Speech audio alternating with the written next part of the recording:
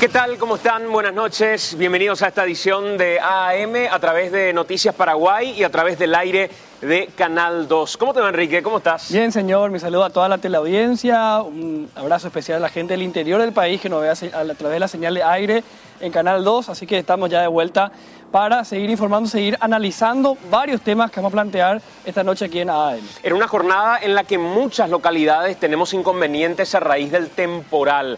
Hay comunidades enteras que están bajo agua y hoy vamos a hablar respecto a esta situación con gente de la Secretaría de Emergencia Nacional que va a estar con nosotros. Parte de la situación que le toca vivir a comunidades enteras. Estaba viendo, por ejemplo, imágenes de la zona de Concepción, sí, de la zona de Paso Barreto, específicamente, donde hoy la situación ya es verdaderamente crítica, pero no solamente en localidades como Concepción, en Paso Barreto y otros puntos cercanos, sino que también el departamento central, San Lorenzo y un alto número de personas que fueron afectadas también de viviendas que quedaron plenamente bajo agua. Y vamos a hacer una especie de relevamiento, Enrique, sí, de datos respecto a la asistencia que se necesita para esta familia. Ya el viernes San Lorenzo era una de las zonas más afectadas. El viernes apenas pasaban 12 horas del inicio de las lluvias de la mañana y ya se habían registrado 100 milímetros, lo cual hace que el suelo pierda la capacidad de absorción y se generen los raudales, se inunden las casas, arroyos que justamente fueron desbordados, algunos con puentes muy nuevos que fueron totalmente rebasados, algunas historias heroicas que estuvimos viendo y reportando también a través de Noticias Paraguay, de bomberos que estuvieron salvando algunas vidas inclusive, un hospital tan importante como el de Calleí San Lorenzo que estuvo prácticamente cerrado por aguas, tuvieron que derivar a pacientes, subir a pisos más altos, algunos tuvieron que derivar a otros hospitales, gente que no podía ser atendida, pacientes que tuvieron que ayudar a escurrir las aguas de este hospital. Y bueno, una situación que continuó con las lluvias que hasta ahora continúan en área metropolitana, así que vamos a enterarnos un poco y hacer un mapa, una actualización completa de cómo estamos respecto a raudales, a familias afectadas, a la ayuda.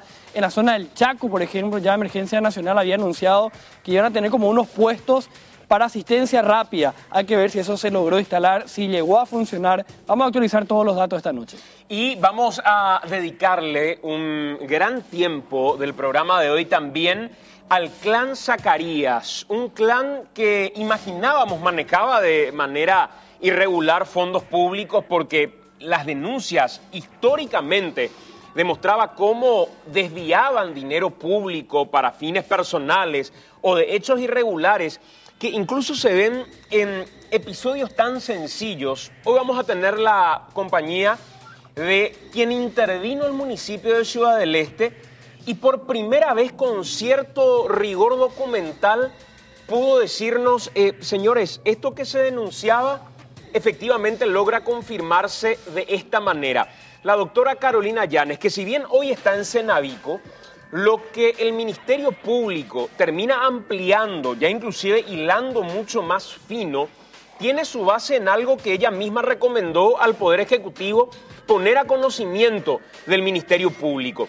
La utilización de dinero que debía ser para propaganda, publicidad de situaciones ligadas al municipio de Ciudad del Este, campañas de concienciación, de lucha contra el dengue, cuestiones que tenían que ver con ventajas impositivas para el contribuyente, pero que terminaban siendo utilizadas para beneficio personal. Sí. La campaña de Zacarías Irún, la campaña de Sandra MacLeod, la campaña de Helio Cabral o la campaña de los hijos del clan Zacarías Irún.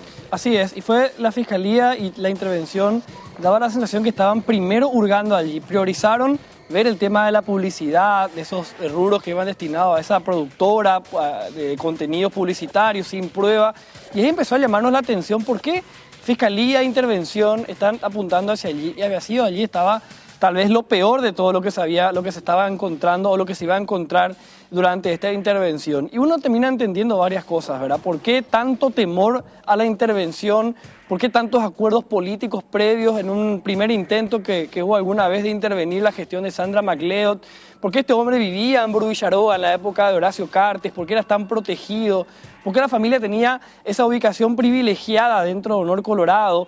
¿Por qué cuando la intervención empieza se hace una convención de Honor Colorado y el propio Horacio Cartes le da la palabra a Sandra MacLeod con todo el apoyo político? ¿Qué tanto temían que se revise? ¿Por qué no que se revise nada? ¿Por qué hasta tenían un ropaje tan fuerte de impunidad? Y bueno, ahora se entiende bastante, ¿verdad? Porque se empezó a revisar un poco y se encontró un montón de cosas y ya este hombre está absolutamente acorralado, él y toda su familia. Y tendrán que rendir cuentas, porque ahora sí la justicia les llegó y vamos a ver un poco hoy detenidamente de qué se trata, cómo utilizaban plata pública de los contribuyentes para beneficio propio, para seguir construyendo ese enorme castillo que les protegía y que generaba tanto poder en torno a esa familia. ¿O por qué directamente boicoteaban el trabajo de los fiscales con información hasta privilegiada? Uno podría decir, hoy el Ministerio Público pide la prisión de Javier Zacarías Irún y lo hace por una razón, por peligro de obstrucción a la investigación. Y uno diría, ¿pero qué podría obstruir Javier Zacarías Irún?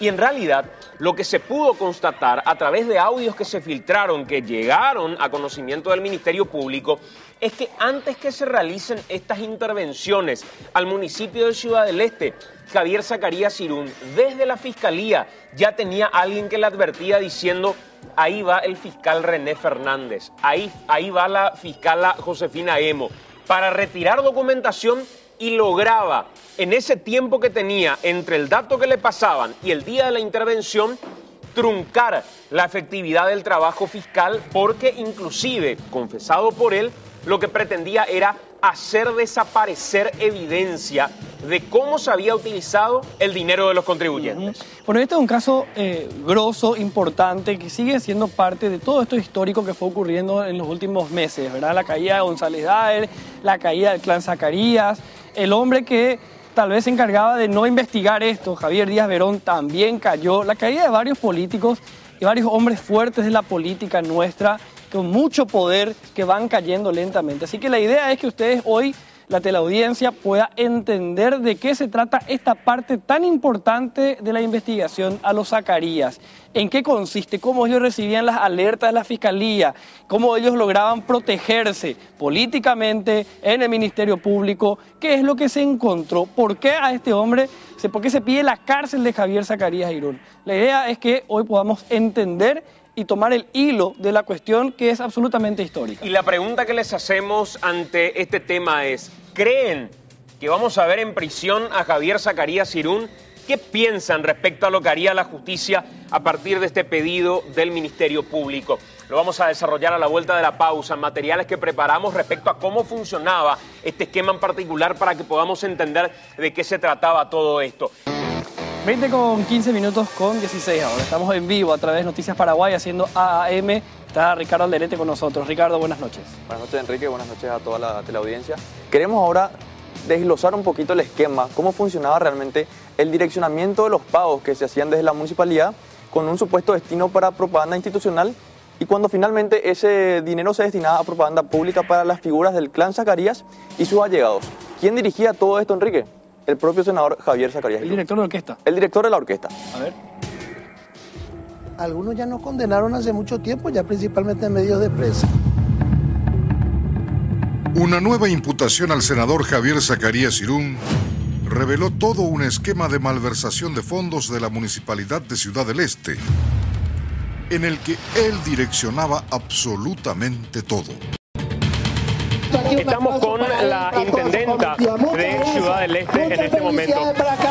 Su esposa, Sandra MacLeod, quien fungía de intendente en ese momento, era la encargada de legalizar con su firma todas las órdenes dadas por Javier.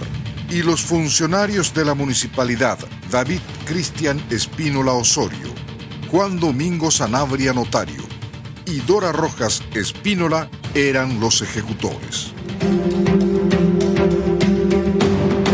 Para el Ministerio Público, los elementos de sospecha son suficientes para sostener en su imputación que Javier Zacarías Irún habría instado a varias personas a abonar con dinero destinado al rubro de publicidad y propaganda institucional del municipio gastos que no tenían relación alguna con la Municipalidad de Ciudad del Este. Es decir, dinero que maquillaban con un supuesto destino de propaganda institucional, cuando en realidad tenía otra finalidad. Juntos podemos más. Porque juntos hicimos más en los últimos años que en toda la historia del Alto Paraná. Y eso significa más progreso, más salud.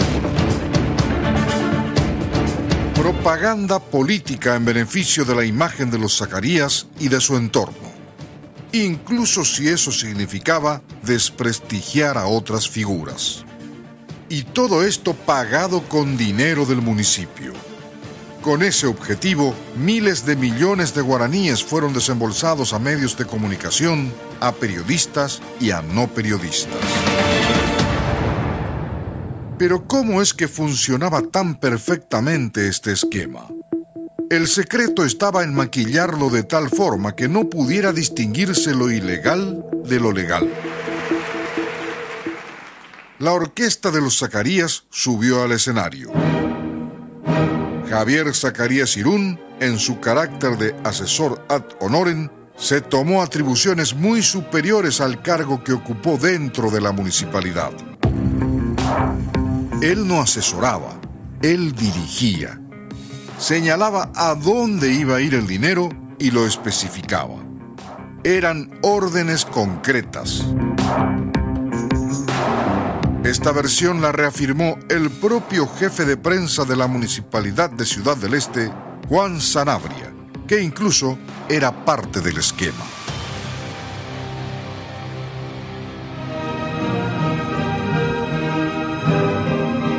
Él, director de orquesta. Sandra MacLeod, compositora de la música.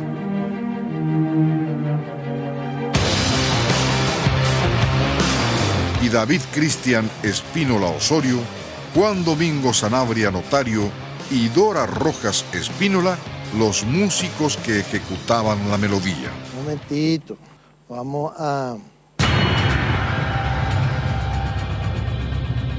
En su declaración ante la Fiscalía, Juan Sanabria afirmó que casi la totalidad de los pagos se realizaba con la orden del senador Javier Zacarías Irún.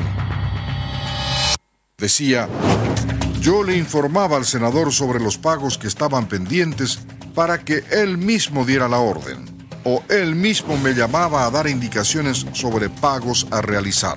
Una vez recibida esa orden, tanto el senador como yo nos comunicábamos con el licenciado David Espínola para realizar las gestiones respectivas. Ningún pago se realizaba sin la orden directa del senador o de la intendenta. Es lo que decía Juan Sanabria.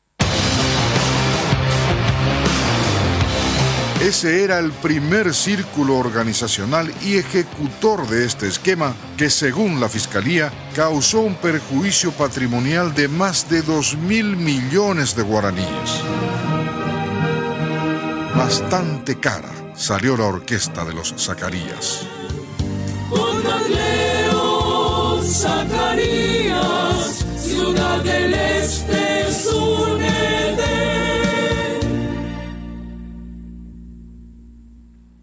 Lo peor de todo es que esta orquesta llevaba su música hasta las escuelas, porque en actos oficiales a veces esta música, la última que acabábamos de escuchar, pasaba pero una y otra vez. Bueno, era parte de lo que hacía el clan, era parte de las excentricidades inclusive del clan, al que le gustaba moverse con los privilegios de gente que se decía importante dentro de Ciudad del Este. Una persona que tuvo una primera aproximación a lo que pasaba en Ciudad del Este con fuerza documental es la doctora Carolina Llanes, hoy titular de Cenavico, pero en su momento interventora del municipio de Ciudad del Este, quien hoy nos acompaña en esta edición del programa. Hola doctora, ¿cómo estás? ¿Qué tal, Santiago? Buenas noches, muy bien.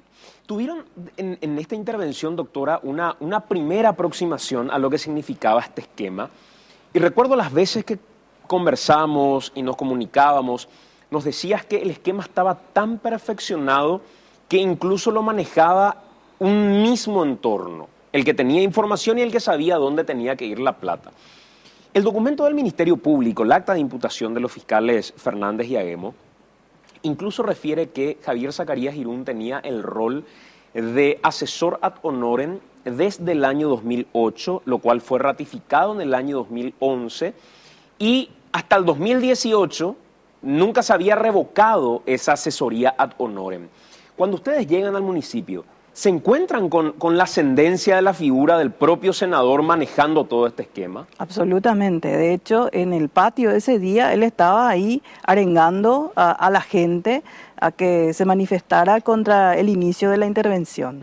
Y en los días posteriores no estaba físicamente, pero nosotros veíamos cuando en el teléfono del director financiero decía doctor, el doctor, ¿verdad? Era él el que le llamaba y salía corriendo, nervioso, etcétera. Y funcionarios en general todo el tiempo estaban digitados a través de las llamadas telefónicas, ¿verdad? Y nosotros tuvimos que convivir con esa situación, con esa realidad. Nosotros sabíamos de la implicancia de David Espínola, hoy imputado, pero teníamos que pedirle los informes necesarios como para poder hacer la gestión financiera y al mismo tiempo también la investigación de las denuncias formuladas, ¿verdad? Y eso lo padecimos en carne propia todos los días. Era una presión sumamente fuerte y se sentía durante la estadía en la municipalidad y también afuera, porque todo este esquema montado para el tema Frontera Producciones también se utilizaba para hacer las campañas en las redes y empezar la presión y los ataques a partir de las redes, ¿verdad? Y todas estas personas estaban al mismo tiempo trabajando en este esquema y también contra la intervención y contra mi persona fundamentalmente. Y había hecho un esquema, doctora, que uno notaba perfectamente cómo operaba. No solamente, a ver, probablemente el dinero que hoy estemos viendo, que lo hiló de manera más fina el Ministerio Público, inclusive incautando parte de la computadora de Dora, que era la persona encargada de distribuir la plata a través de giros o a través de diferentes formas de pago. Pero no solamente se operaba con propaganda que era pautada en medios de comunicación de manera masiva. Habían alquilado medios enteros donde tenían a su administrador directamente operando desde estos medios.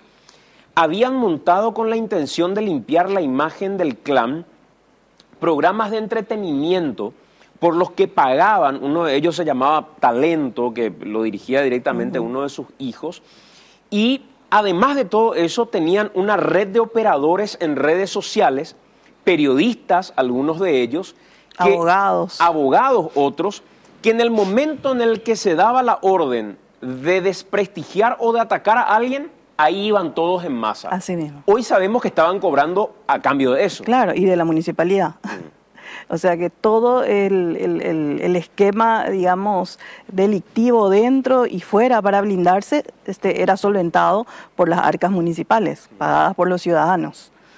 Una de las primeras preguntas que nos hacíamos en general era, salvo que sea magia, ¿cómo logró Carolina Yanes tener en caja, al término de su gestión, la cantidad de plata con la que dejó el municipio?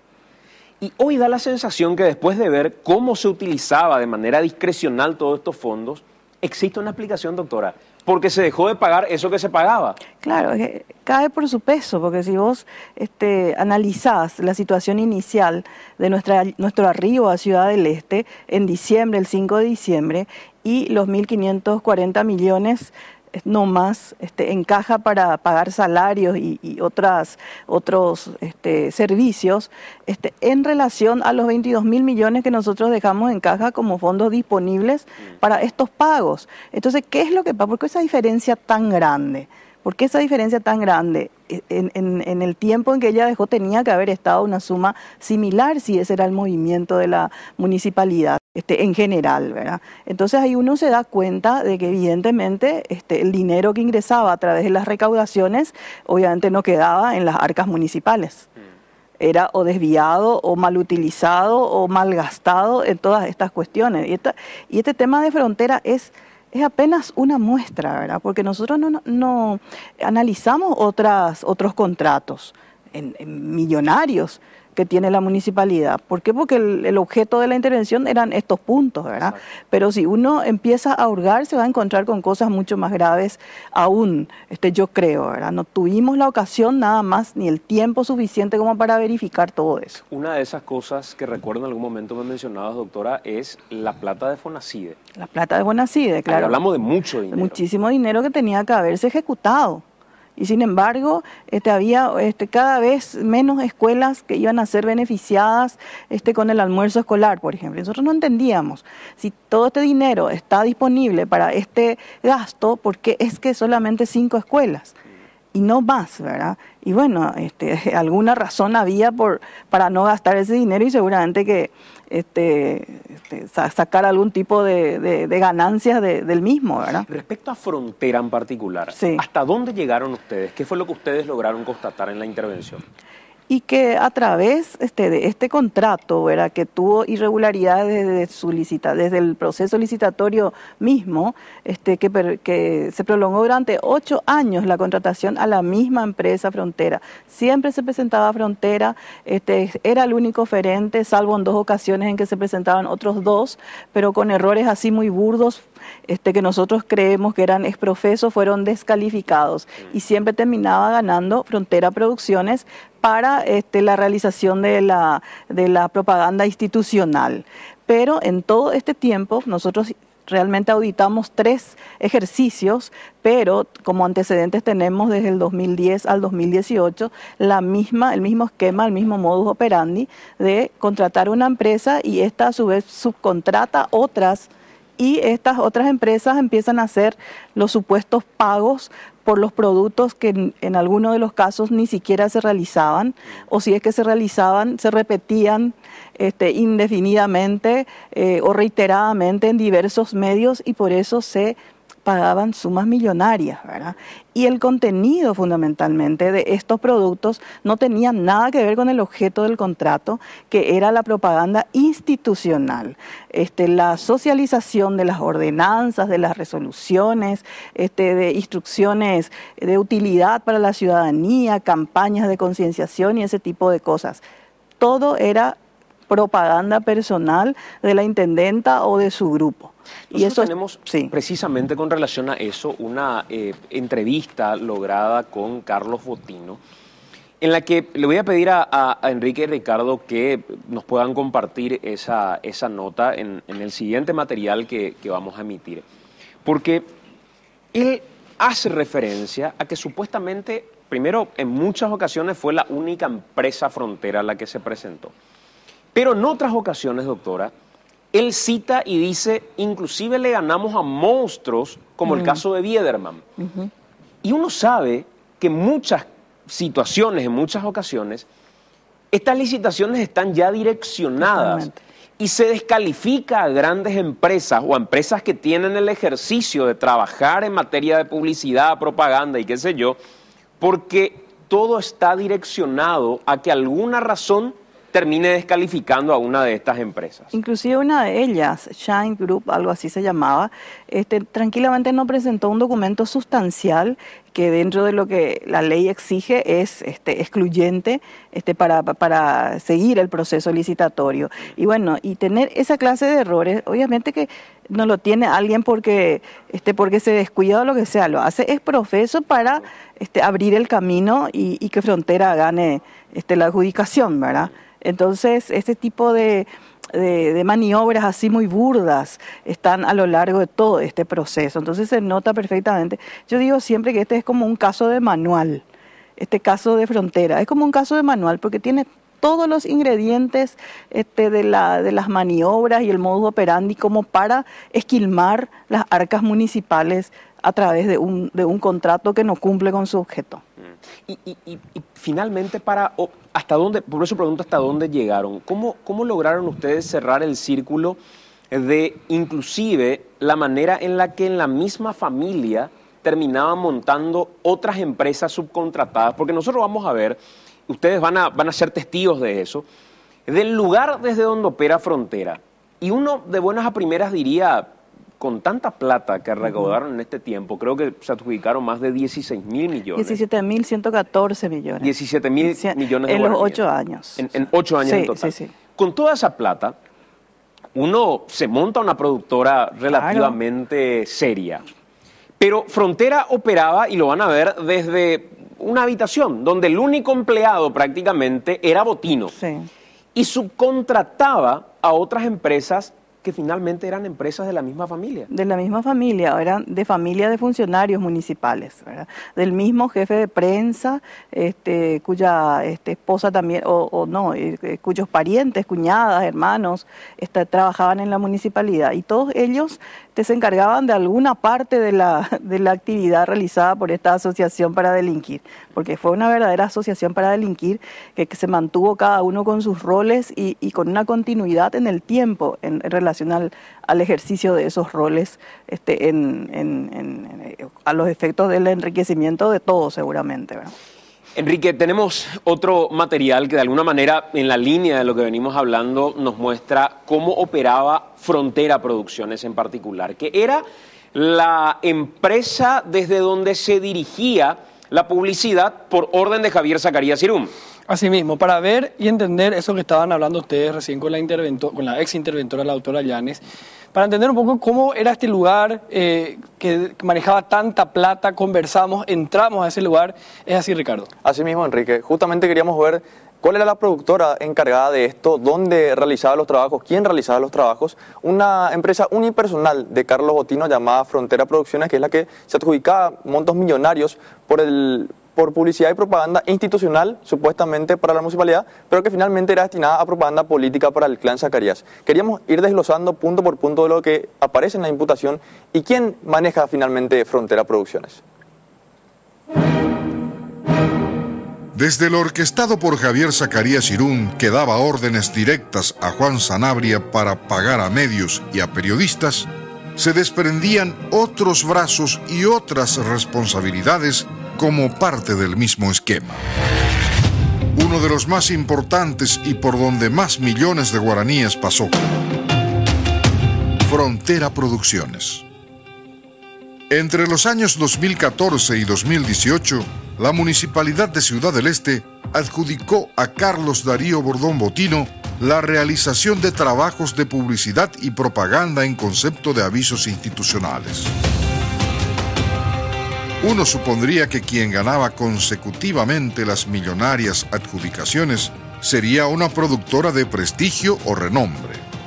Pero Fronteras Producciones es, nada más y nada menos, una pequeña empresa unipersonal. Me presenté a una licitación pública nacional donde había otros oferentes y mi propuesta era más económica. ¿Por qué yo puedo presentar una oferta más económica que, por ejemplo, una fabulosa empresa como Biederman Publicidad? Es porque no hace falta que te explique de Biederman lo que es. Pero yo soy una microempresa unipersonal. Es decir, el único jefe y empleado de la empresa es Carlos Darío Botino, encargado de la publicidad y propaganda del municipio. Un área importante en toda institución. Llama la atención que la empresa esté ubicada en el mismo lugar físico que la casa de Carlos Botino y que a simple vista no parezca una productora real. Algunos incluso aseguran que el dinero que figuraba en las adjudicaciones a Frontera Producciones no llegaba en su totalidad a Botino. Solo una parte llegaba y la otra quedaba por el camino. Y él tal vez habrá cobrado algún porcentaje, ¿no? Pues Botino no es un tipo millonario. Él seguramente salía de su empresa y el que tenía la billetera era Sandra y Javier. No, entonces, él que se quedaba siempre ahí, ¿no? Es que todo ese monto se le daba a Botino para que él haga todo. Ese hacía todo Juan. Juan Sanabria manejaba todo ese monto. ¿Vos crees que esos montos adjudicados a Botino en realidad nunca llegan en su totalidad a él? No, jamás. Yo estoy seguro que jamás no se le puede. Él era uno más del montón, ¿no? También, Botino. A todo esto se le agregaba el hecho de que como Carlos Botino no podía todo solo, según lo admitió él mismo, sintió la necesidad de contratar a 3 empresas más, para llegar así con publicidad y propaganda de la Municipalidad de Ciudad del Este a programas de radio y televisión. Esas empresas son Terre Producciones, de Gustavo Espínola, Negocios y Marketing, de Lucía Rojas Espínola, y La Prensa, de Olga Beatriz Rojas Espínola. Hay varias curiosidades en esta ramificación de responsabilidades. En primer lugar, las tres empresas registraron el mismo número de cuenta catastral como domicilio fiscal, lo que constató el Ministerio Público. En segundo lugar, según la investigación de la Fiscalía, el costo de los servicios contratados por la firma Frontera Producciones con las empresas tercerizadas sería desproporcionado con relación al costo de los servicios de otros medios de comunicación.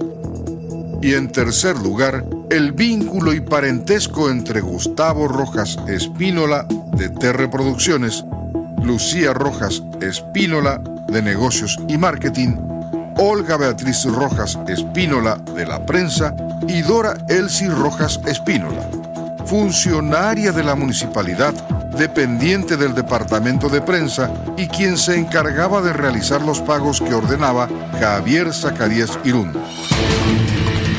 Todos son hermanos, con el bonus track de que Juan Domingo Sanabria Notario está casado con Olga Beatriz Rojas Espínola. Es decir, además de que todo era dirigido por y para el clan Zacarías, todo era ejecutado y beneficiado por otro círculo familiar, el de los Rojas Espínola.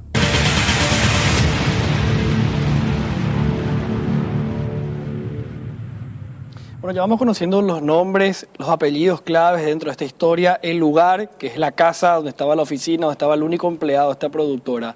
¿Qué fue lo que se empezó a confesar respecto a cómo funcionaba para seguir entendiendo, Ricardo? Sí, y ahí lo que veíamos era justamente dónde surgía todo lo que es publicidad y propaganda de la Municipalidad de Ciudad del Este. Una sola productora, encargado Carlos Botino. A partir de ahí empezamos a desglosar también lo que aparece en la imputación, que son las declaraciones de Juan Sanabria.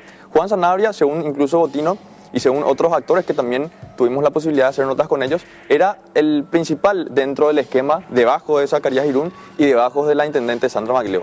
Vamos a ir desglosando en este siguiente material qué decía Juan Sanabria en sus declaraciones ante la Fiscalía.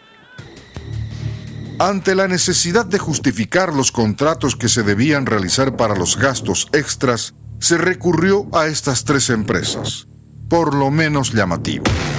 Pero según Carlos Botino, dueño de Frontera Producciones, esto no es algo raro. Y además, acusó de irresponsable al Ministerio Público al hacer, según él, una valoración de trabajo y sobrecostos que solo las empresas contratadas pueden definir. Sería desproporcionado con relación al costo de servicios de otros medios. O sea, como que hubo un sobrecosto con estas tres empresas en particular. Es algo que yo no puedo determinar. Entonces eso es muy subjetivo y a mí me parece, bueno, tendría que demostrar, muy irresponsable. ¿Quién determina eso? ¿Quién determina el sobrecosto? Si es sobrecosto o no, pero son los costos. Eso no lo determina la productora. Claro. Los costos los determinan los departamentos comerciales de cada medio. Las declaraciones de Juan Sanabria fueron fundamentales para reconfirmar las sospechas del Ministerio Público sobre este esquema. En otra parte de lo que consta en la imputación de la Fiscalía, Sanabria dijo que existían publicaciones fuera de lo estipulado en la adjudicación. Si bien los acuerdos con la mayoría de los medios eran legales, reales y documentados, existían rubros que por alguna razón no podían ser justificados de acuerdo a lo autorizado por la adjudicación a Frontera. Por dicha razón, se creó un sistema para poder aumentar facturaciones y poder realizar esos pagos que no podían ser realizados de acuerdo a la ley. Todos estos trabajos se enmarcaban en la promoción de la figura política de los Zacarías. Es decir, incluían la imagen y la promoción abierta o solapada de Ernesto Javier Zacarías Irún, Sandra Baglio, Justo Aricio Zacarías Irún y otros integrantes del sector político, elaboración de carteles publicitarios proselitistas, ediciones de materiales realizados fuera de la municipalidad, gastos operativos varios, sueldos a periodistas y trabajadores de los medios de comunicación alquilados, compra de espacios de los programas Vía Paraná, Talentos del Este y El Recuento, realizados a través del canal PTV, actual C9N. Alquiler de Radio Itapirú AM y FM desde el año 2014 hasta el año 2018. Y Radio Parque AM en el año 2014 al 2015. Juan Sanabria aseguró que con dinero de la Municipalidad de Ciudad del Este, que debía ser destinado al rubro de avisos institucionales, se habría pagado a periodistas para hablar a favor del municipio o de los Zacarías para evitar críticas. Dora Elsie Rojas Espínola realizaba los giros en concepto de estos pagos. Es así que con dinero proveniente de la Municipalidad de Ciudad del Este fueron realizados pagos a periodistas para evitar críticas o hablar a favor del municipio o de la familia Zacarías Irún Magleo para la promoción de la imagen política de la familia Zacarías. Sandra Magleo, Javier Zacarías, Justo Zacarías, en algunas ocasiones a la esposa de este, Rocío Abed, y en otras a Alejandro Zacarías, hijo de Justo Zacarías, así como de otros políticos como Santiago Peña y Helio Cabral, esposo de la actual intendente. Según la Fiscalía, Javier Zacarías Irún tenía conocimiento de que los pagos a Frontera eran con fines no institucionales e instigaba a Juan Sanabria para que logre que las respuestas a los pedidos de informes a los medios de comunicación solicitados por la Fiscalía se adecuen a sus intereses.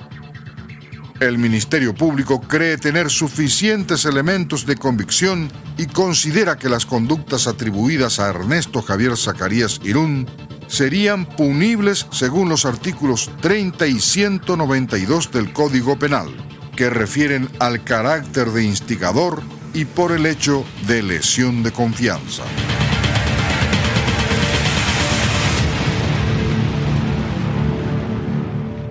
Nosotros hemos intentado como producción conversar con todas las partes. Hemos intentado de manera recurrente conversar con Juan Sanabria. Ha respondido a nuestros mensajes, pero ya en el día que debíamos hacer la entrevista, si es que finalmente nos otorgaba, nos dijo que lo había consultado con su familia y que prefería no hacerlo. De todos modos, este espacio está abierto porque queremos escuchar a todas las partes y queremos saber sobre todo cómo operaban y transparentar por varias razones la forma en que lo hacían. Quisimos hablar con Dora, quisimos hablar con los demás integrantes también, pero lastimosamente no han respondido a nuestro llamado de producción. Lo otro, entre los 17.000 millones de guaraníes destinados a Frontera Producciones, cuando recibí la imputación dentro del trabajo periodístico, había notado en un apartado del mes de octubre del 2017, si mal no recuerdo, sí, octubre de 2017, un pago de 1 millón de guaraníes que figuraba a nombre de algo que se denominaba Productora AAM. Primero que no voy a hacer un ensayo de la línea periodística que tuvimos respecto al clan Zacarías, no este año, no el año anterior, sino que en todos estos años, donde incluso cuando estábamos en otro medio de comunicación, nos cortaban la transmisión de AAM en cableoperadores de Ciudad del Este que operaban directamente bajo la orden de los Zacarías. Y lo hemos denunciado públicamente una y otra vez. Se han burlado de esas denuncias que hicimos, diciendo, pero ¿cómo nosotros vamos a manejar el cable? Había sido, no manejaban solo el cable, en algunos casos con plata que metían. Manejaban medios enteros de comunicación bajo su administración. Y hoy estamos interesados en saber de dónde o cómo finalmente se destinó ese dinero que parece un chiste, de 1 millón de guaraníes, con los 17.000 millones que manejaban, en concepto de que han pagado, porque se les habrá estafado de alguna manera si es que pagaron efectivamente ese monto. Pero es importante que lo sepamos no en función a este equipo periodístico, que lo sepamos en función a la gente, porque la gente recibe nuestro trabajo y tiene derecho a saber por qué está recibiendo el contenido que está recibiendo, si en alguna cuestión en particular se ha evitado la crítica a Javier Zacarías Irún, lo cual creo que aquellos que siguen el programa saben perfectamente que probablemente este ha sido uno de los equipos más críticos a lo largo de todo el tiempo, inclusive, repito, llegando al punto de la censura. Pero alentamos, la censura por parte de los cableoperadores que manejaban el este del país bajo la orden de Javier Zacarías. Pero nos parece importante transparentarlo porque de alguna manera, repito, alguien cobró en nombre de, si alguien se avivó y se hizo pasar por, o si efectivamente alguien cobró ese dinero, estamos interesados en saberlo para tomar las decisiones que se tengan que tomar efectivamente como equipo periodístico. Y antes de escuchar lo que decían los fiscales o por qué piden prisión para Javier Zacarías Irún, recuerdo, doctora Yanes, que en algún momento nos habías dicho: yo en mi carácter de jueza, ex jueza, con el conocimiento que tengo del derecho, creería que estos son los tipos penales que encajan con esta causa en particular. Este es uno de esos tipos penales, el de lesión de confianza en carácter de instigador. Pero además, ¿qué otros elementos, si miráramos el Código Penal y cómo tipificarlos de alguna manera, encontraste después de tu trabajo de intervención? Y lesión de confianza en concurso con otros hechos como producción de documentos de contenido falso, ¿verdad? Porque ellos fraguaban documentos como para justificar los pagos, pero vos revisabas los productos y no estaban, o directamente correspondían a otro tipo de promociones. Todo eso es producción. Y eso, digamos, en un esquema de varias personas dirigidas por una, donde cada una tiene un rol y cada una cumple una función en torno a un objetivo común, es asociación criminal. Entonces, con esos elementos, esto es grave, y obviamente si la Fiscalía pide prisión y además tiene presupuestos procesales, como por ejemplo presunción de obstrucción a la investigación, claro, que en este caso es evidente que seguramente hay. Por la información que manejaban y porque ya pedían destruir cierta evidencia. Así mismo, entonces corresponde la prisión. Absolutamente. Sí. ¿Qué dijeron los fiscales, Enrique, sobre el por qué pedían prisión precisamente? Bueno, conversamos con el fiscal René Fernández justamente al respecto y él nos daba esta explicaciones, Ricardo. Sí, ¿por qué él piensa que Zacarías Irún puede obstruir a la justicia, a la investigación, y qué elementos él tenía para decir esto? Esa es la información que tenemos a partir de las declaraciones y de las otras evidencias que señalamos, que cualquier evidencia incriminatoria sea deshecha, ¿verdad? O que sea eliminada. Lastimosamente, ya esa situación se produjo posterior a al que hayamos tenido conocimiento de eso, es decir,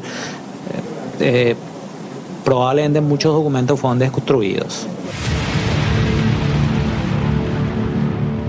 Esa es la razón por la que el Ministerio Público finalmente pide, y esto quedó evidenciado. Hay un detalle que hace el Ministerio Público en el acta de imputación, diciendo que el peligro de obstrucción lo notaban a partir de audios que se habían filtrado, algunos de ellos propuestos por el propio, o entregados por el propio Juan Sanabria, porque él en su carácter de imputado, ¿qué fue lo que pasó? Él es coimputado en esta causa. Sí. Y lo que nos cuentan es que él era parte del esquema, siempre fue parte del esquema de hecho, y en un momento cuando le llega la imputación, él le pide a Javier Zacarías Irún que le ayude proveyéndole un abogado. Uh-huh. Y Javier Zacarías Irún le suelta la mano, se desentiende. Y en ese momento él dice, voy a colaborar con el Ministerio Público con la intención de que ese sea un atenuante. Que claro, si bien formalmente, creo, doctora, y nos va a poder explicar, no hay un elemento del que pueda tomarse el Ministerio Público, salvo en caso de drogas, como para atenuar eventualmente la pena por su participación a partir de su colaboración, pero sí es una especie de negociación que se da a veces con el Ministerio Público. El Ministerio Público tiene la potestad discrecional de aplicar diversas respuestas al proceso penal. Y habría que ver, yo no sé cuál es la situación específica de Sanabria, habría que ver cuál es su implicancia, sus antecedentes y ese tipo de cosas, porque el Ministerio Público puede llegar a un trato con él con respecto a la aplicación de otra figura que no sea precisamente ir hasta el juicio a debatir ampliamente su participación, ¿verdad? No quiero arrojar ninguna de estas figuras porque no conozco bien la causa penal en este momento, pero el Ministerio Público tiene facultades legales, obviamente. Estamos en general centrando todo en lo que tiene que ver con ese esquema de propaganda y de publicidad. Pero no sé si es parte de una fábula o es parte de una realidad, doctora. Vos que estuviste como administradora del municipio lo vas a saber con mayor precisión. Me tocó ir hace poco tiempo a Ciudad del Este y en un recorrido que hacía por el centro un sábado, cerca del mediodía, el centro estaba bastante liberado en general. Y yo siempre suelo discutir con la gente que vive en Ciudad del Este y ellos me dicen que manejar en Asunción es un caos, a lo que yo les respondo que manejar en Ciudad del Este en realidad es un caos, ¿verdad? Capaz por una cuestión de costumbre, no me acostumbro a manejar ahí, pero es como que es raro dónde vas a cruzar, cómo vas a cruzar, que alguien no te venga encima, qué sé yo, aparte con un centro muy congestionado. Y en la última ocasión, hace muy poco tiempo cuando fui, me dijo alguien con quien iba, en realidad ahora se liberó todo el tránsito en Ciudad del Este y eso pasó desde el día que dejó de administrar el municipio el clan Zacarías. ¿Pero por qué?, le pregunto.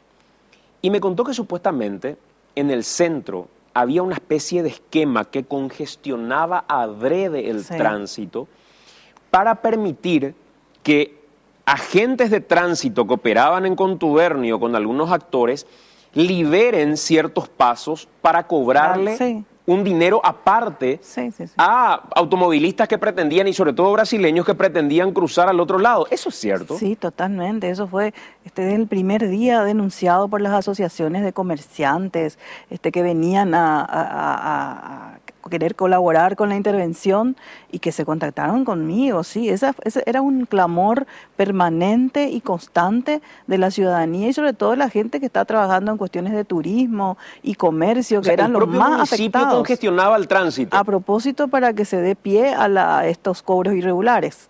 Coimas, ¿verdad? ¿Y la coima era para que a través de algún camino alternativo? Claro, le dejaran pasar. Había un shopping por ahí, que creo que por ahí se tenía que entrar, te cobraba otra vez un ingreso como para salir a la otra calle, en fin. Todo eso ellos aprovechaban como para poder esquilmar a los ciudadanos, a los turistas, o sea, de terror. Sí, era, y sí, alevoso, burdo, evidente. Todo el mundo sabía que llegaba a determinado lugar, se tenía que encontrar con esa situación, con ese esquema. Y bueno, ellos estaban prácticamente sometidos a todas estas maniobras, porque se daban todos los niveles. No solamente en el tránsito, en el tema de las casillas, con el tema de de la basura, de los asentamientos, o sea, todo estaba manejado por esta gente y en todo había negocio. Yo siento no haber tenido más tiempo, bueno, obviamente la intervención es limitada, pero esto tiene que investigarse y van a encontrar más situaciones y de muchos más ceros que los que se encontraron hoy, ¿verdad? ¿Cuál es aproximadamente el daño patrimonial que ustedes constataron solamente en ese tiempo que les tocó intervenir el municipio, en esos ejercicios intervenidos? Y nosotros sumando los puntos que tenían un contenido patrimonial que pudimos justipreciar, alrededor de 98.000 millones. 98.000 millones. Sí, es lo que pudimos justipreciar. Después hay otras cuestiones que quedaron denunciadas a los efectos de que el Ministerio Público o la Contraloría investigue, ¿verdad? Los otros puntos que también encontramos por el camino, ¿no? Tenemos que hacer una pausa, son las 8 de la noche con 56 minutos y a la vuelta de la pausa venimos con el cierre de esta conversación con la doctora Carolina Yanes, hoy titular de Cenavico, pero en su momento interventora del municipio de Ciudad del Este por mandato de la Cámara de Diputados y designación del Poder Ejecutivo. Venimos en breve, en 2 minutos. 1 minuto de las 9 de la noche, esta última parte de la charla con la doctora Carolina Yanes, titular de Cenavico. Hablábamos hoy principalmente de lo que tiene que ver con la causa de Javier Zacarías Irún, del municipio de Ciudad del Este, de todo el esquema que tenían en general montado, aparentemente según lo que se logró descubrir para delinquir. Pero no quería desaprovechar la ocasión, doctora, para preguntarte sobre esto que tiene que ver con Cenavico y que fue parte, digamos, de publicaciones en estos días, donde hubo una especie de teléfono cortado con relación a cómo se había encontrado la plata, el dinero de Reinaldo Javier Cabaña, porque cuando aparece a través de Noticias Paraguay la denuncia a través de un acta de supuestamente el dinero que se había recogido de la casa de Cucho, primero en septiembre, después en noviembre, aparentemente ese monto llegaba a $400.000, y el dinero estuvo desde el día del procedimiento hasta recién el mes de marzo en Cenavico. Incluso se decía, estuvo en bolsas esa plata y después recién se entregó al Banco Nacional de Fomento y parte de ese dinero ya estaba destruido, creo que más de $20.000 en total. La titular anterior de Cenavico, a través de Monumental, dijo no. En realidad, esa plata no estaba a nuestro cargo, estaba a cargo de la Fiscalía. Y después por ahí, no, en realidad estaba a cargo de la Senat. ¿Qué pasó con esa plata realmente? Bueno, y nosotros cuando llegamos, se trajo eso en una bolsa, una mochila y una bolsa dentro de la mochila. Y nosotros ese día que se trajo, remitimos al banco a los efectos de su resguardo, porque nosotros no teníamos ahí en ese momento una caja de seguridad, ni mucho menos otro lugar como para guardar semejante cantidad, y estábamos en los cortes administrativos, haciendo la recepción de cada uno de los documentos y también verificando los bienes en papeles todavía, ¿verdad? Y en ese momento llega eso. Yo en un primer momento no sabía muy bien de dónde venía, si venía de algún depósito de la Cenavico o venía de la Fiscalía. En realidad venía de la Fiscalía, pero después más adelante me entero de que se encontró no en un allanamiento que se hiciera a través del Ministerio Público, sino que en una verificación posterior que hiciera la Cenavico del inmueble incautado y ya recibido para la administración. Que fue en el mes de noviembre. No recuerdo yo, pero al parecer fue con posterioridad al procedimiento fiscal propiamente dicho, y los funcionarios de Cenavico convocaron al Ministerio Público, obviamente, ante un hallazgo nuevo, claro, y se hace otra vez ahí un procedimiento. A partir de ahí es lo que se produce la confusión de dónde va ese dinero, y evidentemente va otra vez a la Fiscalía y después viene a la Cenavico, ¿verdad? Y bueno, son los tiempos de la Fiscalía y son las estrategias de la Fiscalía. Ella puede tener razones como para hacer exámenes o algún tipo de diligencia investigativa con relación a ese dinero, bueno, y la Cenavico no se puede meter en esos tiempos y en esa estrategia propia del proceso. Para ponernos más en contexto, sí. Este es el famoso living en el que estaba Cucho en el día del procedimiento, aquel mes de septiembre. Sí. Pero luego otra imagen nos muestra ya ese procedimiento del mes de noviembre, cuando en este living tenían guardado dinero en bolsas. Y aparentemente es este dinero, ya que encuentra Cenavico posteriormente, sí, para el que se llama al Ministerio Público y a partir de ahí se empieza a contar cuánta plata había, que es lo que estamos viendo en este momento. Uh-huh. Esa es la plata que desde el mes de noviembre hasta el mes de marzo, día en que se hace el corte administrativo, estaba a cargo ¿de quién? De la Fiscalía. Al parecer de la Fiscalía, según ¿pero toda quién la entrega a información. Cenavico cuando decís nos traen esa plata? La Fiscalía, que es la que tenía, la que realizó, digamos, la incautación, porque el hallazgo lo hace Cenavico, pero la incautación y todo el proceso que ello implica lo hace el Ministerio Público. Y con posterioridad a eso... ¿Qué fiscal le entregó a Cenavico No recuerdo bien si ese procedimiento lo hizo Isaac Ferreira o Lorena Ledesma, no recuerdo bien, en este momento no tengo certeza de eso. Y en ese procedimiento, ¿qué le dicen cuando le entregan en las bolsas? Ya en el mes de marzo.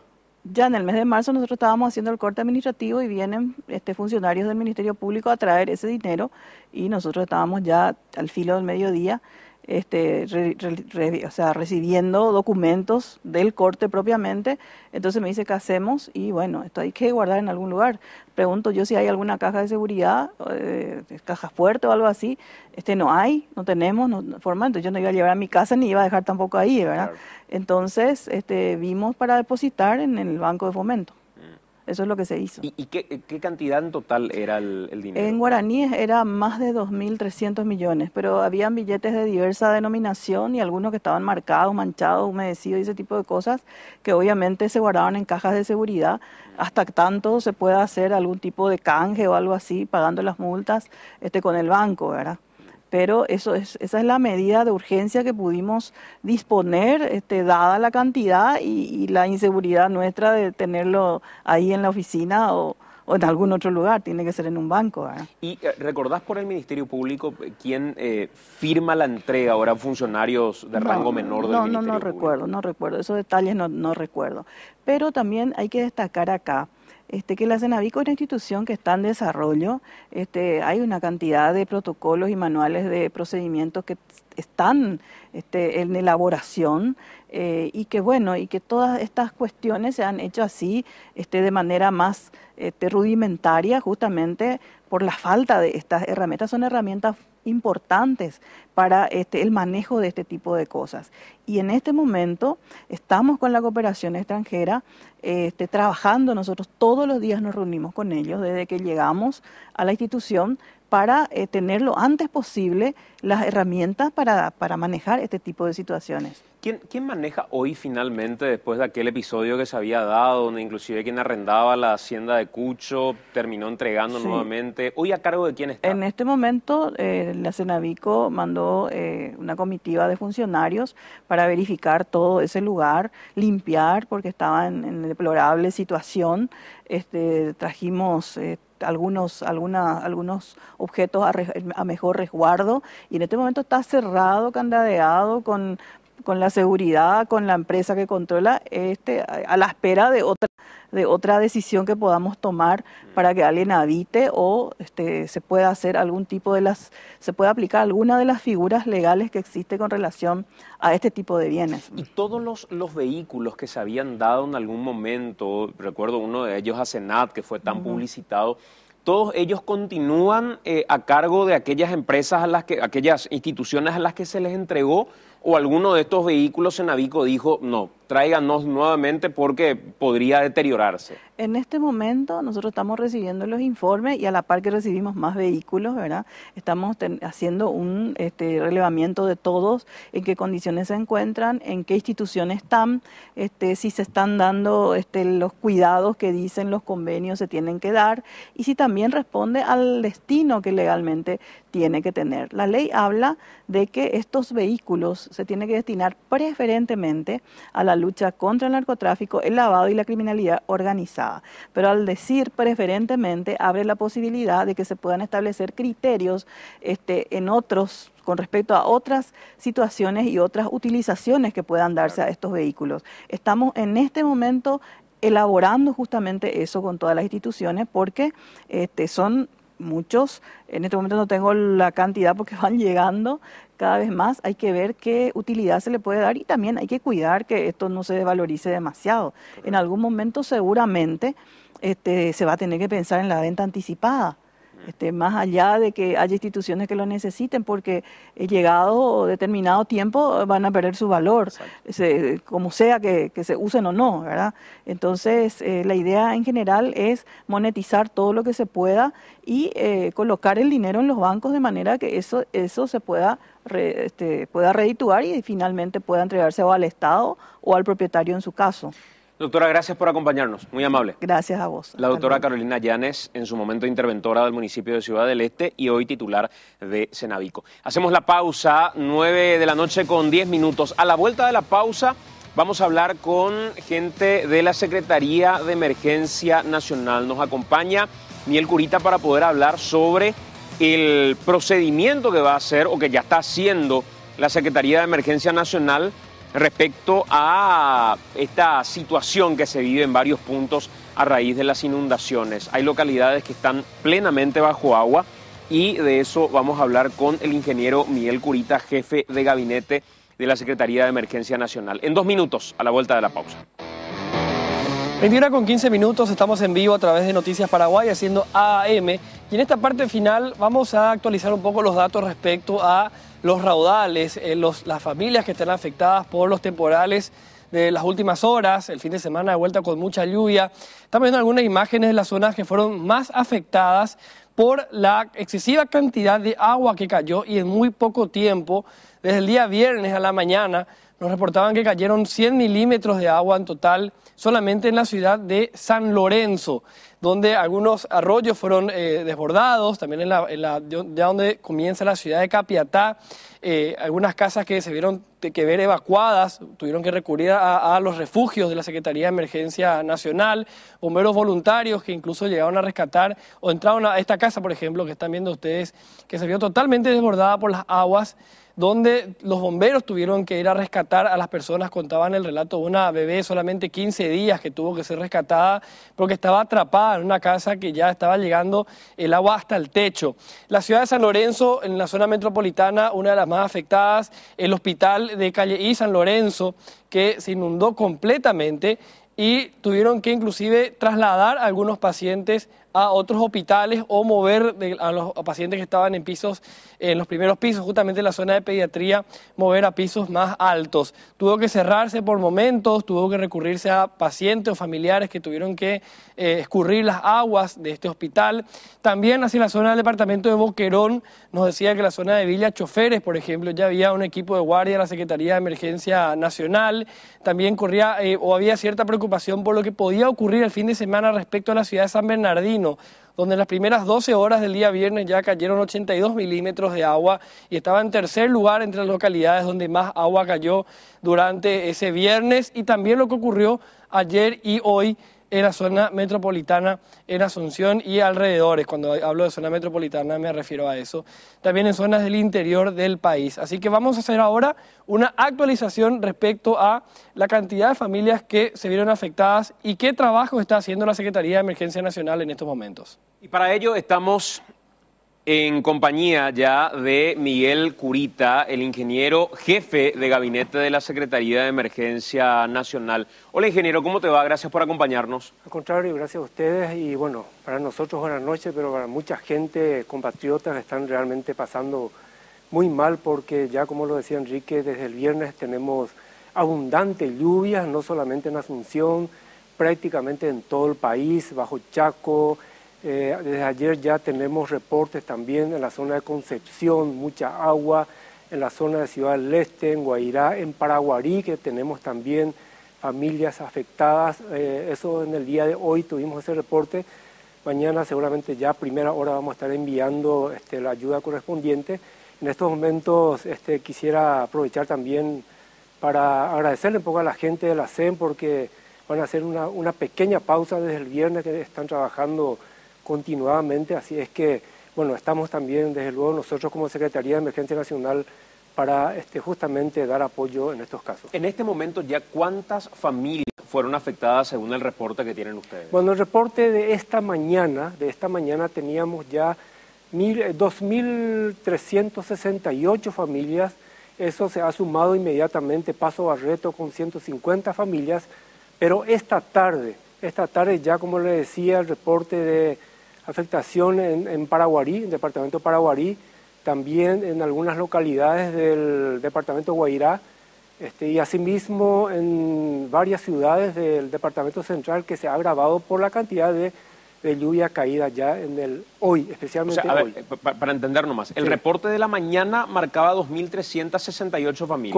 Correcto. Y ya a la tarde eso fue subiendo. Fue subiendo, no tenemos todavía cifras porque, bueno, esto es muy dinámico y mañana vamos a estar enviando gente para evaluar en terreno in situ, pero de todas maneras las autoridades locales también nos van a enviar los reportes correspondientes. Cuando habla la CEN de estamos llevando y llegando con asistencia, ¿Cuál es la asistencia prevista para casos de este tipo? Básicamente, ¿a qué se refiere SEN cuando dice llevamos asistencia? ¿Son víveres, son colchones, son chapas, son terciadas? ¿Cuál es la asistencia prevista? Bueno, en este caso en donde hablamos de una inundación súbita, estamos hablando de desbordes de cauces hídricos, llevamos básicamente colchones, carpas y frazadas, ¿verdad? Sin embargo, para Concepción y San Pedro tenemos ya preposicionado en Santa Rosa también chapas de zinc, porque el pronóstico es de justamente probabilidades de que haya tormentas fuertes. Uno de los videos, Enrique, que nos mostrabas es el caso de Paso Barreto en particular. Era probablemente para nosotros por lo menos una de las zonas más impactantes en general de lo que habías mostrado, ¿verdad? Barreto, una de las más afectadas de lo que estábamos viendo, además de otras localidades. Vamos a repasar en un ratito también esa imagen. Y repito que también el fin de semana o el viernes había hecho un anuncio, Santi, para corroborarlo también con el ingeniero. Esto es lo de Paso Barreto. Que nos decían que inclusive iba a haber puestos pendientes ya a lo que ocurra en las siguientes horas, con ayuda que iba a estar como atenta para utilizar en algún momento. Finalmente no sé si es que ese esquema se llegó a ejecutar, iba a ser un traslado que se iba a realizar el día de ayer, cuando vemos, digamos, las imágenes de las zonas que fueron más afectadas, sobre todo por los desbordes que se dieron a raíz de los raudales, los suelos que perdieron esa capacidad de absorción también, y las familias que tuvieron que ser evacuadas con ayuda. Fíjense, y para que puedan entender un poco hasta dónde llegaron las aguas, ¿verdad? Esto ya es en el interior de una vivienda, pero recién veíamos esa imagen donde siempre podemos tomar siempre los árboles como una medida, ¿verdad? Cuando llega hasta cerca de la copa de los árboles, para que uno pueda entender un poco hasta dónde suben las aguas con estas lluvias que continuaron durante el fin de semana y que, según anuncian, van a continuar unos días más. Ingeniero, a nosotros nos impacta mucho lo de Paso Barreto. Inclusive veíamos en Alto Paraguay un puente que se había roto de manera completa, donde me sorprendía el reporte que hacían nuestros compañeros del diario Última Hora, porque mostraban un puente que aparentemente ni siquiera tenía varillas, por ejemplo, en la construcción. Parte de algo que la propia gobernación va a tener que responder con respecto al Estado. Pero mirar estas casas, cómo quedaron estos vehículos, colegios enteros. Sí, ¿cuál es la zona en la que ustedes, ingeniero, tienen el reporte de mayor gravedad con respecto a lo que subió la cantidad de agua y familias afectadas? Bueno, sin duda Paso Barreto. ¿Por qué también? El reporte que recibí esta mañana es que en la zona de Ullaú y Orqueta cayó más de 200 milímetros, y esto lógicamente va a agravar la situación, porque esta mañana el primer reporte del intendente Piccinini era 150 familias afectadas. Pero con todo ese informe yo creo que esto se va a agravar. Por eso es que inmediatamente ya esta mañana habíamos enviado colchones, frazadas, carpas y una lancha también para que las familias puedan desplazarse, ¿verdad?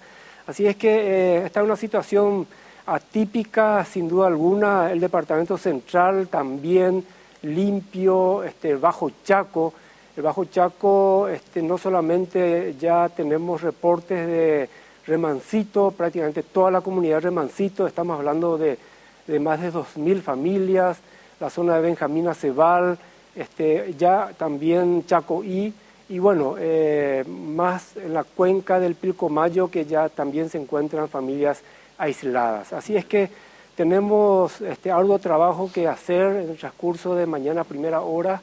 Vamos a estar movilizando, estoy convocando también a una reunión permanente ya con los técnicos de meteorología, de MH, de MOPC y de otras entidades, para que podamos hacer un análisis exhaustivo de qué puede suceder en los próximos días. Hay zonas a las que solamente van a poder llegar por aire, no van a poder llegar por agua. ¿Cuáles son estas zonas? Totalmente. O por tierra, digo, a raíz del agua. Especialmente la zona de Bajo Chaco. Bajo Chaco, en la cuenca del Pilcomayo, en donde ya el comandante de las fuerzas militares se ha puesto a disposición nuestra para poder llevar la ayuda. Lógicamente la ayuda consistirá en los kits de alimentos para hacer ollas populares, por dar la imposibilidad de llegar vía terrestre, ¿verdad? Esto ya una vez que vuelva las aguas en su cauce normal, vamos a estar transportando más cantidad de alimentos, pero por de pronto ya vamos a ver la posibilidad de enviar vía aérea. ¿En qué puntos, por ejemplo, están montando albergues provisorios como para que la gente duerma? ¿Tienen ya montados en algunos puntos estos albergues? Tenemos en limpio puedo, si me permiten decir, la arquitecta Quiroga se ha puesto a disposición de la Secretaría y de la comunidad un espacio importante en donde albergan más de 40 familias ahí ya en estos momentos. ¿Por qué? La gente no se quiere mudar, sinceramente no se quiere mudar por temor a rapiñajes y este tipo de problemas que lastimosamente es común también en estas situaciones. Entonces, imagínense, si hoy esta mañana le llevamos 2 o 3 colchones, no pasa 24 o 48 horas en donde vuelven a pedir. Por eso es importante estos albergues. En limpio tenemos ya 2 o 3 albergues a disposición nuestra, en donde la Secretaría de Emergencia Nacional está apoyando a full. En la zona del Bajo Chaco también tenemos 5 albergues ya a disposición.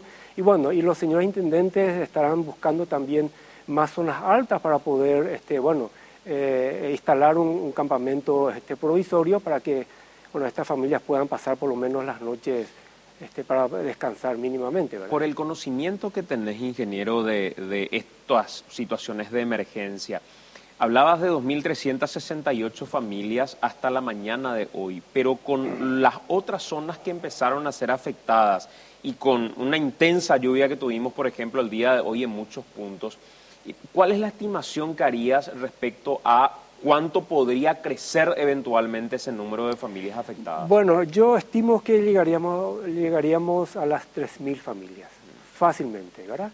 Atendiendo, como dije, Paraguarí, tenemos no solamente, ahí tenemos 2 o 3 ciudades, tenemos ya otras ciudades aisladas como Troche, por ejemplo, que me enviaron ya esta tarde recién, nomás me enviaron una foto de cómo ha desbordado el río Teguicuarumí.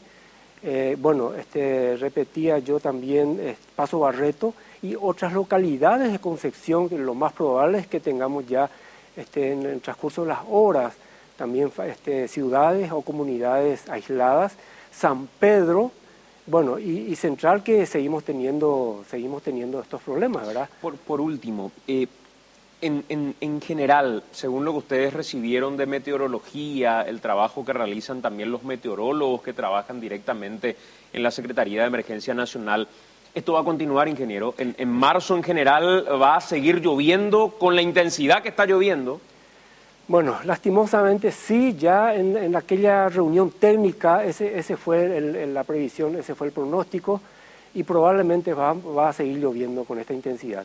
Por eso yo digo, mañana vamos a tener una reunión, hemos convocado a todos los técnicos para volver a hacer un análisis exhaustivo. Los técnicos así nos dirán ya la última palabra, pero esto estaba previsto. A partir de mediados de marzo probablemente continúe todo el mes de abril, entonces vamos a tener una crecida otra vez del río. Ya no esa crecida que tuvimos en los meses, en los semanas anteriores, ¿verdad? Donde llegamos a los 4 metros, seguramente vamos a llegar a 3,5 metros, ¿no? A lo sumo, pero sí vamos a tener otra vez afectación de familias. O sea, marzo y abril van a seguir siendo meses de mucha lluvia. De mucha lluvia, así mismo, así mismo. Gracias, ingeniero, por acompañarnos y éxito también en la gestión a todos los trabajadores que están ligados a la CEN, que de alguna manera en este momento tienen una tarea ardua, así como bomberos también que están trabajando y otro personal de sector salud, por ejemplo, que también está vinculado. Correcto. Quiero mencionar también la Cruz Roja, que se ha puesto a disposición nuestra, las fuerzas militares,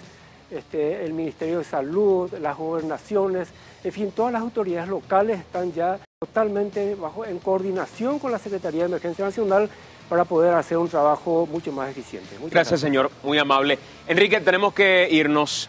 Nos vamos, recordemos que todos los materiales, todo lo que pasamos hoy en ADM van a estar próximamente en nuestras plataformas de redes sociales. Ustedes ya quedan ahora a través de Noticias Paraguay con señales junto a Germán Martínez Bierzi, junto a Patricia Vargas y todo el equipo. La programación periodística continúa a través de NPI, así que quédense con nosotros. De mi parte, hasta mañana a las 5:55 con Teleamanecer.